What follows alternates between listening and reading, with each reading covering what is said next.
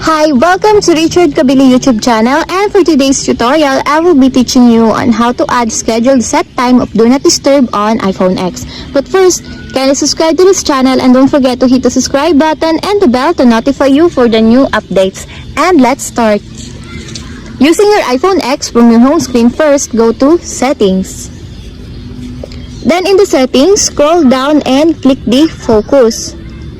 Then in the Focus, choose the Do Not Disturb. Then in the Do Not Disturb, scroll down and go to Turn On Automatically section, then click the Add Schedule. Then in the Add Schedule, for example, click Time. And you can now set the time that you want, for example, 10 a.m. to 5 p.m.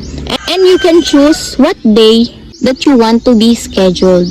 You can just click it to enable. And if you're done, click Done. And your added scheduled is on the list. And that's it. We have successfully added scheduled set time of Do Not Disturb on iPhone X. If you have a question, kindly comment down below and don't forget to hit the subscribe button and the bell to notify you for the new updates. And thank you for watching.